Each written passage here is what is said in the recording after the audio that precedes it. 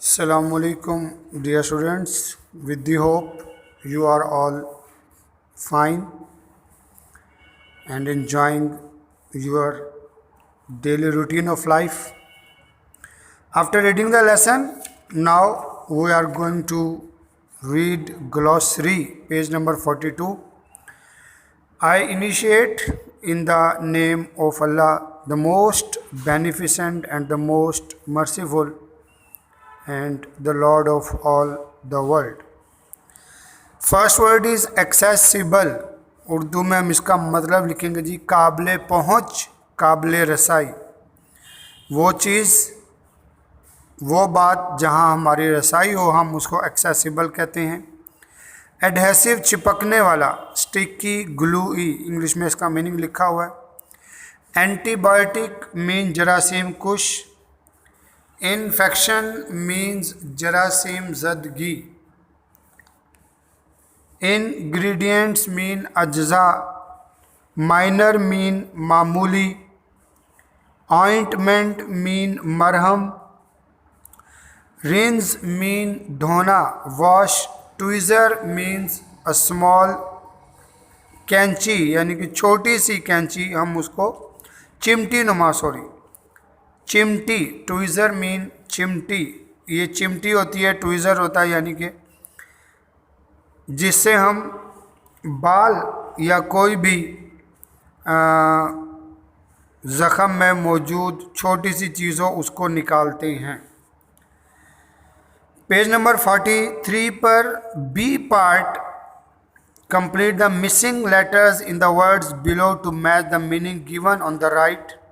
All these words have prefix dis, means आपने dis लगाना है, और dis जो होगा वो प्रीफिक्स के तौर पर काम करेगा। यानी कि प्रीफिक्स का मतलब हम वो लफ्ज़ लेते हैं जो हम किसी लफ्ज़ के पहले लगा देते हैं तो उसका मीनिंग मज़ीद चेंज हो जाता है। जैसे मीन मेंबर है, उससे पहले अगर आर ई लगा दिया तो रीमेंबर। काउंट है,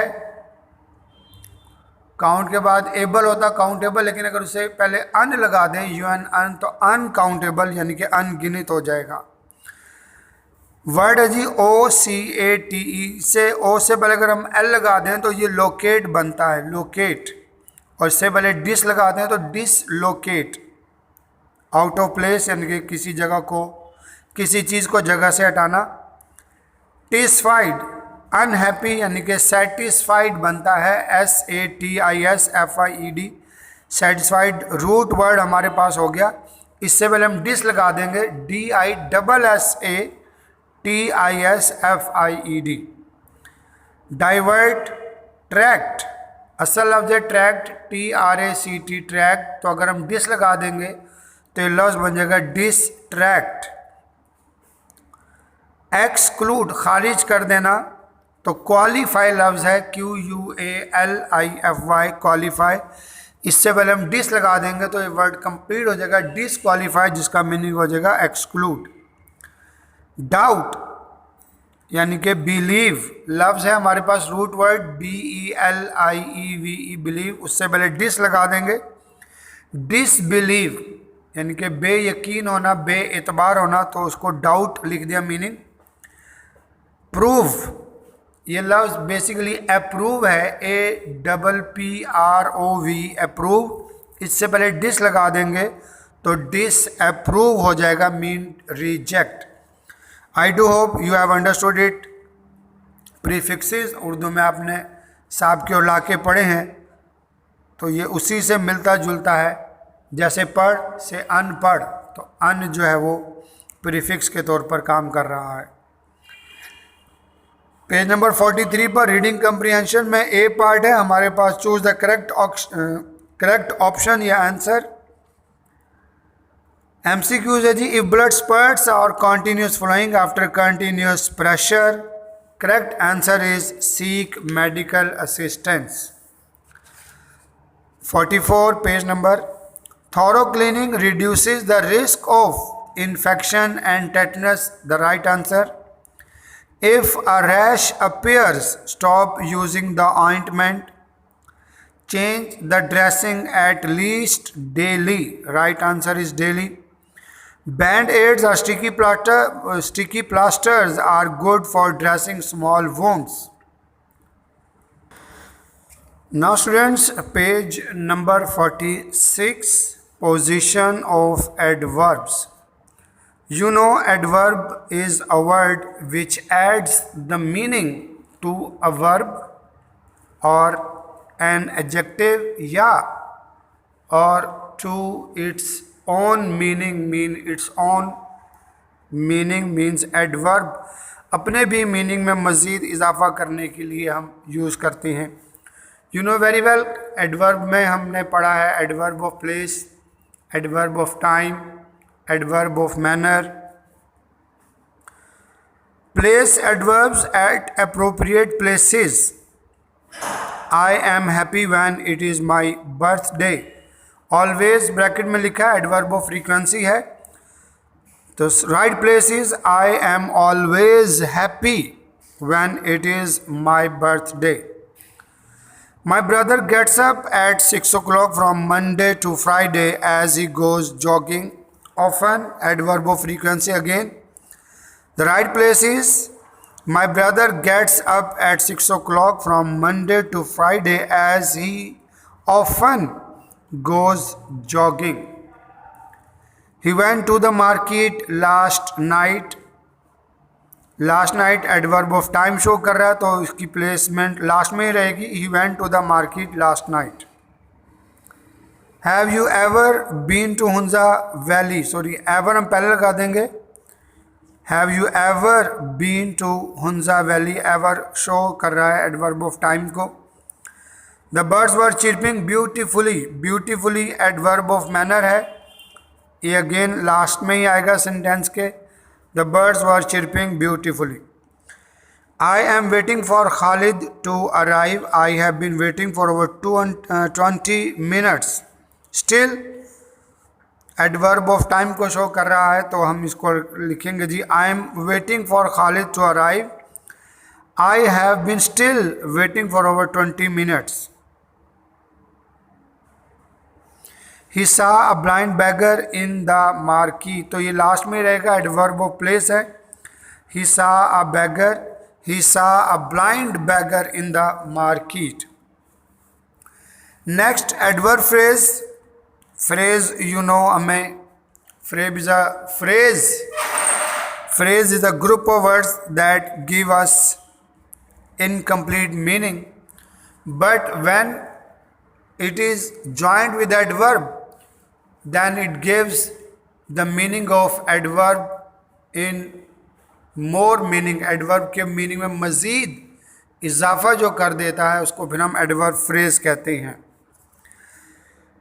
B part, find a suitable adverb to replace each adverb phrase in the following sentences. Our teacher wanted that work to be done without delay. Without delay को bold किया हुआ है, तो without delay को दोनों words को हम ख़त्म करके लिखेंगे इमीडिएटली. IMMEDIATELY.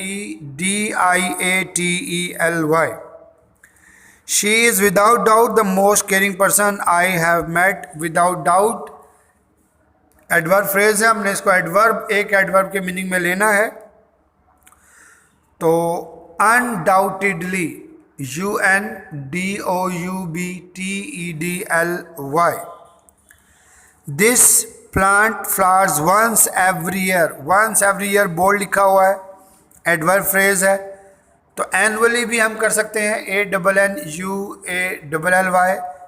या ईयरली, YEARLY. इन तीन वर्ड्स को ख़त्म करके आप एनुअली लिखें या yearly. You should complete the work in a while. You should complete the work soon. Simple word आ गया. The two old friends met each other by accident. By accident को हम चेंज कर देंगे accidentally. ACCIDENTALLY.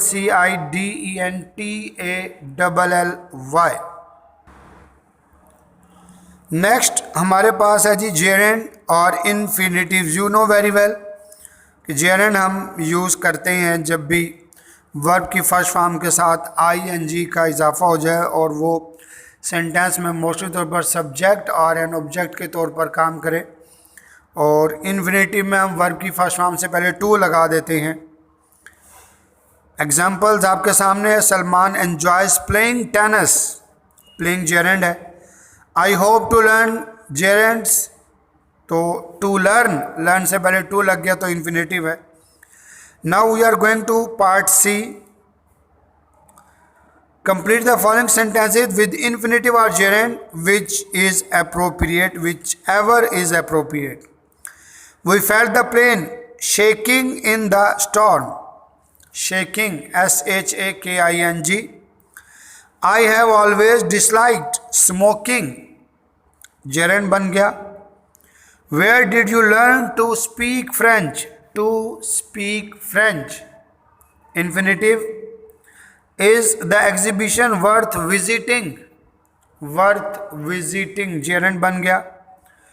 I don't mind to get up early.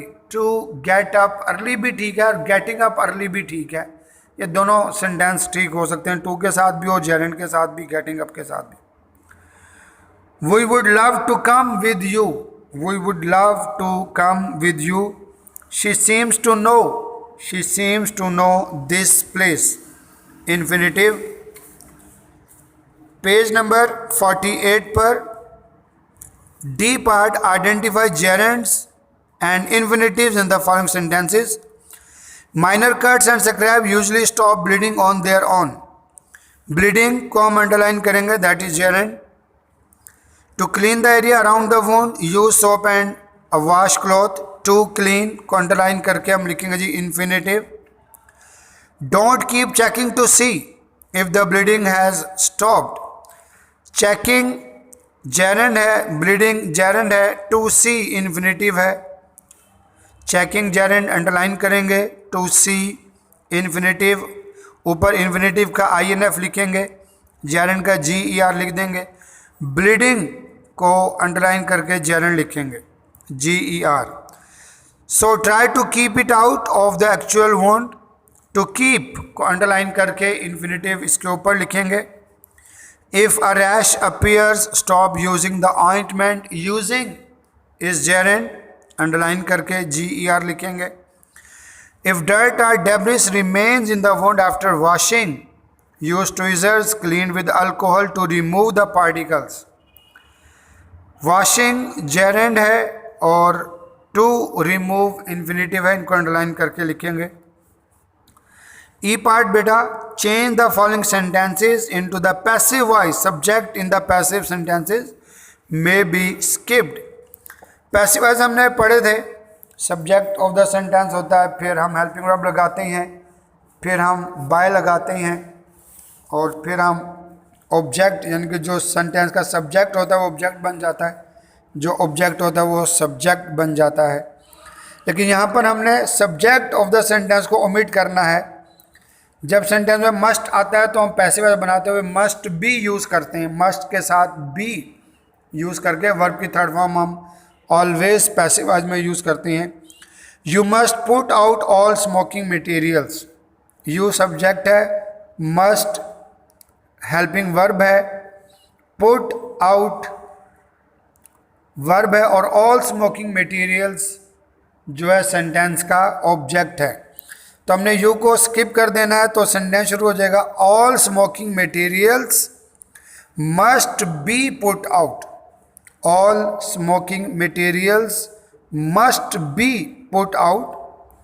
You must fasten the seat belt. Again you subject of the sentence है, must helping verb के तौर पर काम कर रहा है। fasten verb की थर्ड फॉर्म, वर्ब की यहाँ पर फर्स्ट फॉर्म है। the seat belt object of the sentence है। you को skip करेंगे तो the seat belt object of the sentence को हम subject बना देंगे। the seat belt must be fastened, fastened में एन के बाद ईडी लग जाएगा। They will demonstrate safety precautions, अब विल आ गया future indefinite tense. Future indefinite tense को हम जब भी पैसिव वॉइस में बनाते हैं तो विल के साथ बी का हेल्पिंग वर्ब लगा देते हैं, यानी कि पूरा हेल्पिंग वर्ब विल बी हो जाता है। तो दे आपके पास सब्जेक्ट ऑफ द सेंटेंस है, विल हेल्पिंग वर्ब है, डिमॉन्स्ट्रेट वर्ब की फर्स्ट फॉर्म है, सेफ्टी प्रिकॉशंस जो है ऑब्जेक्ट ऑफ द सेंटेंस है। तो safety precautions will be demonstrated, sentence of the subject of the sentence skip हो गया, दे खत्म हो गया। You should read the safety instructions, the safety instructions इसमें ऑब्जेक्ट है, हम ऑब्जेक्ट से शुरू करेंगे। The safety instructions should be red, READ red को हम रेड पढ़ेंगे। रीड READ रीड को फिर हम जब थर्ड फॉर्म में पढ़ते हैं तो रेड हो जाता है। The safety instructions should be red. You can store small packages in the overhead compartment.